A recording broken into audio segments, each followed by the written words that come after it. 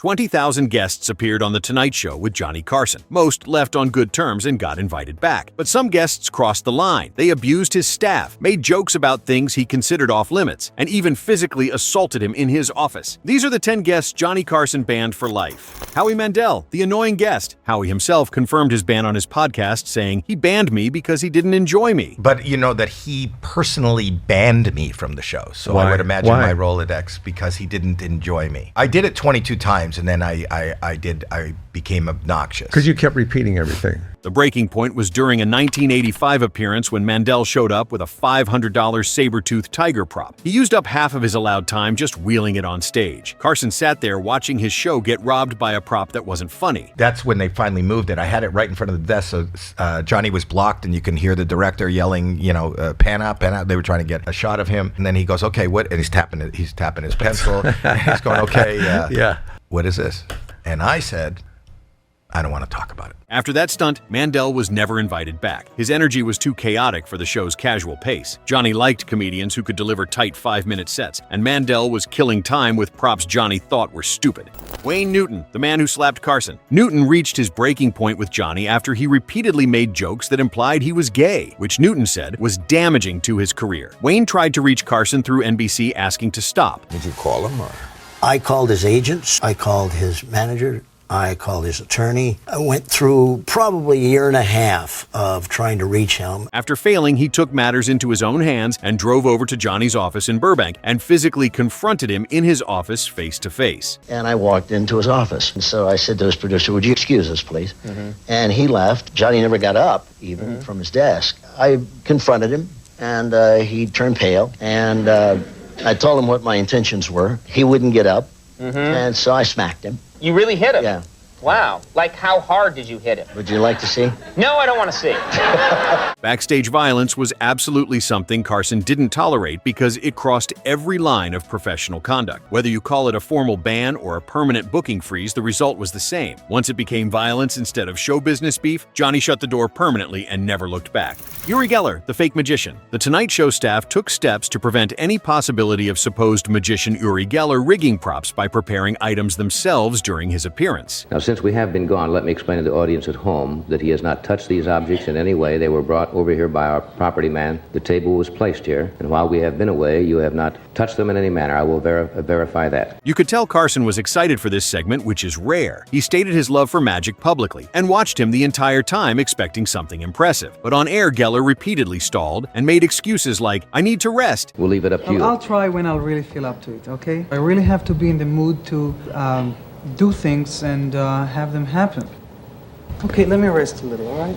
All right. You know, I'm surprised because before this program, your producer came and he read me at least 40 questions you're going to ask me. Well, I can ask you all kinds of questions if you'd like me to ask you questions. I have to have time. And, You don't feel what, strong tonight? I don't Is that? feel strong. It's not all tonight. Right now, I'm feeling being pressed, and then I can't. Well, I'm I not can't trying do to my press thing. you. I really not. No, you're only telling me, well, will you try that or that or that? Well, I thought that was the idea of.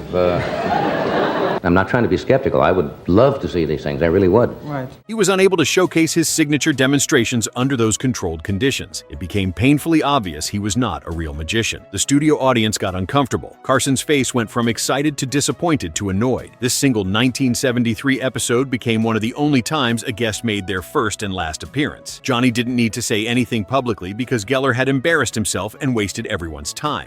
Kevin Nealon, the joke that got him banned. Nealon says Carson banned him because of his stand-up set that opened with a joke about doing a lot of drinking and driving, not realizing Carson had a real-life DUI incident. At the beginning of my act, it was around the holidays, and I said, "I'm getting ready for the holidays. I've been doing a lot of drinking and driving." And I didn't know that he had an incident with drinking and driving. Right. I think he hurt somebody badly, maybe them.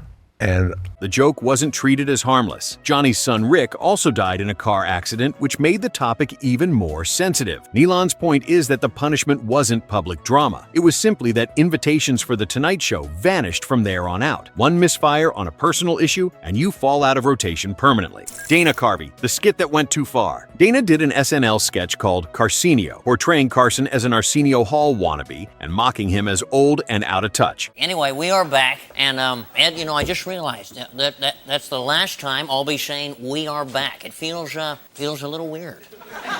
Yes! We are back. I just explained to Ricardo. He is from Israel, and he's been the subject of a lot of study and quite a bit of controversy.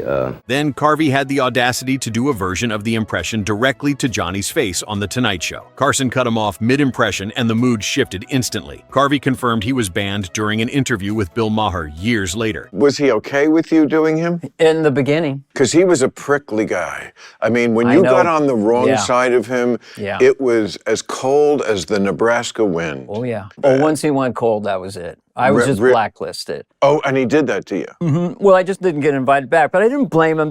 My thing was always really loving embodying. It was the only time I was, as a performer, didn't care if I got a laugh because internally I was laughing so hard. But it was hysterically funny because I could see why he was mad at it, because you were basically a young guy calling out older guy out who had lost his step. And, you know, he was doing Fluid Art Turbo at 67. I know. Or El Moldo with the jet black hair, which now didn't look right on a 67-year-old. And sometimes he'd do a sketch where he'd have a diaper on or underwear, and he's just 58-year-old skin is just doesn't look good on television. He couldn't even promote Wayne's World on the show, which was a massive missed opportunity. The whole situation was awkward because Carvey was trying to be funny and complimentary, but Johnny took it as mockery. The sketch painted him as irrelevant. Doing that impression to his face showed either incredible guts or terrible judgment. Carson didn't see the humor in it, only disrespect. Jerry Lewis, the man who abused Johnny's staff. Johnny Carson and Jerry Lewis admired one another, and through the summer of 1975, Lewis had filled in for Carson more than 80 times. But that came to an end when Lewis went off on Johnny's cue card, man Don Schiff. One night, while guest hosting, Lewis came in 90 minutes before the show with a typed monologue and pages of additional material. Schiff told Lewis he'd get the monologue on cards, but due to the time crunch, he wouldn't have time to transcribe the rest. Lewis blew his stack and yelled at Schiff in front of everyone. When Carson got wind of the abusive behavior, Lewis was done immediately. Staff on set said Carson didn't put up with bad manners, nor did he tolerate anyone who disrespected his staff, and crew stars be damned. That was Johnny's line. You could be the biggest star in the world, but if you treated his people like garbage, you were finished. Johnny's staff were the backbone of the show and how it ran. Without them, there was no Tonight Show, music, or guest and celebrity appearances. Lewis never appeared on The Tonight Show again after that incident. Those 80-plus appearances meant nothing to Johnny after this one tirade.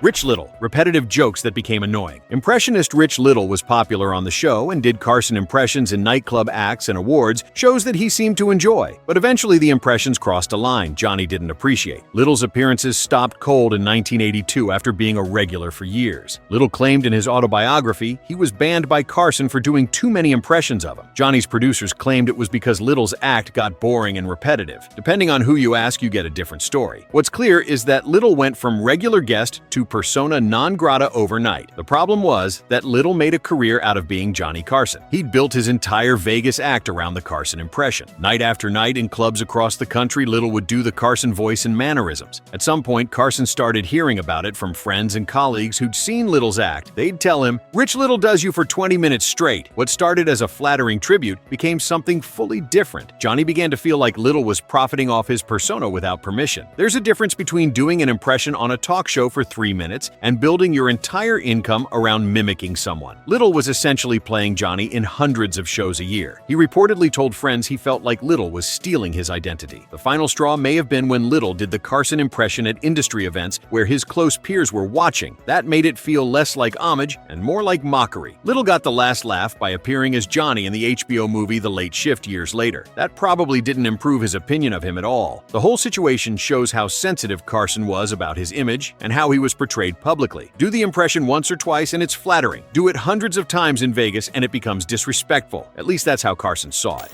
Lola Falana, an indirect blacklist. Falana's ban is secondhand and not a clearly documented on-air blow-up. She was a consistent guest in the early Carson years with appearances in 1972, 73, and 74. Then suddenly the invitations stopped completely without explanation. A later retrospective reports that Falana's manager said they were told she was no longer welcome on the show. The reason ties back to Carson's bitter feud with Falana's close friend Wayne Newton. That Newton-Carson feud is well documented and got ugly fast. It escalated after Newton beat Johnny in the fight to buy the Aladdin Hotel and after Newton confronted Carson over jokes. The dispute spilled into press coverage and legal threats. In that context, Falana wasn't banned for something she did on the couch. She got caught in the blast radius of a war she had nothing to do with. Johnny reportedly didn't want a close Newton associate on his show while The Grudge was active. It was pure guilt by association. Falana paid the price for being loyal to Newton during his conflict with Carson. Johnny's grudges extended beyond the person who wronged him to anyone connected to them. What made it particularly unfair was that Falana had always been a good guest. She was professional and entertaining. Her performances had nothing to do with the Newton situation. But Carson didn't care about separating personal relationships from professional bookings. If you were close to someone on his bad side, you became collateral damage. Falana's career didn't need The Tonight Show to survive, but it would have helped. Being blacklisted from the biggest platform in talk show history sends a message to other shows too. Industry people noticed when someone stopped appearing on his show. They'd wonder what happened and whether that person was in trouble. Falana essentially got punished for refusing to abandon a friend. That kind of loyalty should be admirable, but Johnny saw it as picking sides against him. The ban stuck for the rest of Carson's run, which means Falana lost years of potential exposure.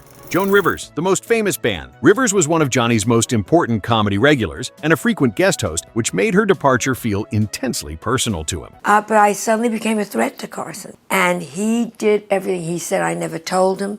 The first one I called was Carson. I've always been very proud of that because, all these lies that have come out. She never called Carson. She didn't tell Johnny. I called him. He hung up on me. I called him again. Johnny had essentially discovered Rivers and put her on the map in the comedy world. Her first Tonight Show appearance in 1965 changed her entire career overnight. After that debut, Carson told her, "You're going to be a star," and he made sure of it by bringing her back constantly. In 1986, she accepted a deal to launch her own late-night show on Fox in a time slot that competed directly with Carson. Carson later said he felt she never personally told him before the news broke publicly in the press. Rivers maintained she tried to reach him multiple times but couldn't get through to him personally because he was deliberately avoiding her calls. The result was the same either way. Carson experienced it as a betrayal and cut ties immediately without any conversation or chance to explain. Carson, as you know, is going off this week, and I wasn't asked, here I go, I wasn't asked to come on and say goodbye. I wasn't asked in any way, shape, or form to be part of that with NBC, even though we did call. And what had gone down with me and with Johnny Carson was something private, and 3.5 years ago, and as far as I was concerned, was over with. I had left, as you know, to do my own show.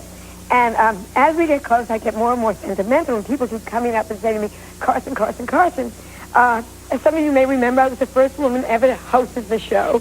I was the first woman to ever guest show it for a week. After that, she was effectively blacklisted from appearing with Carson again and did not return to The Tonight Show during Johnny's entire run. The ban became so entrenched that it was reportedly honored by later hosts for years out of respect for Carson's memory and his unspoken rules. In short, this was Johnny's loyalty line that could not be crossed under any circumstances. Leaving to compete without what he considered proper personal courtesy was unforgivable in his mind. Rivers had been like family to him for over 2 decades of working together. She'd guest hosted The Tonight Show over 90 times, which was more than almost anyone else. He'd championed her career when other people in the industry dismissed her as too aggressive or too female. And then suddenly, she was the competition without warning, at least from his perspective. That's the kind of thing Carson never forgot or forgave, no matter how much time passed. What made it worse was that Fox was positioning Rivers as the younger, hipper alternative to the aging Johnny. The marketing basically said Carson was old news, and Rivers represented the future of late night. Carson took that as a personal insult on top of the professional betrayal of leaving. The advertising campaign felt like a direct attack on his relevance and legacy. Rivers later said she regretted how it went down and wished she'd handled it differently with more transparency. But by then, it was too late to repair the relationship no matter what she said. Johnny refused to take her calls or acknowledge her existence in any public way. He acted like she had died or never existed in the first place. When Rivers' husband and producer Edgar passed away in 1987 after her Fox show was canceled, Carson didn't reach out with condolences. That's how deep the grudge went and how personal he took the betrayal. Rivers was dealing with the worst tragedy of her life, and Carson remained completely silent. Other people in the industry reached out, but not Johnny. He stayed away and kept the ban in place even during her darkest moment. Rivers' career survived and even thrived eventually, but she always carried the weight of losing Carson's friendship and approval. She talked about it in interviews for the rest of her life with visible pain and regret. The wound never fully healed for her, no matter how successful she became. Rivers said in multiple interviews that losing Johnny hurt more than almost almost anything else in her career. She'd give back awards and achievements just to have that relationship back. The ban ended when Jay Leno took over The Tonight Show and finally invited Rivers back for an appearance. But that wasn't until decades had passed since the original betrayal. When Jimmy Fallon took over, he also welcomed her back warmly in 2014. But Johnny never spoke to her again after 1986 and never acknowledged her existence. 26 years of friendship and professional partnership destroyed by one decision and Johnny's unwillingness to forgive her. Rivers died in 2014, never having reconciled with the man who'd made her career. That's perhaps the saddest part of this entire story, in my opinion. Learn anything new about these celebrities and their Tonight Show incidents? Which of these do you think was the most justified? And did Johnny have a right to permanently blacklist guests who crossed him? Or was he too sensitive about criticism? Comment your take below. And if you want more deep dives into classic Tonight Show moments and the controversies behind them, subscribe and hit the thumbs up button. Thanks for watching, and any support is appreciated.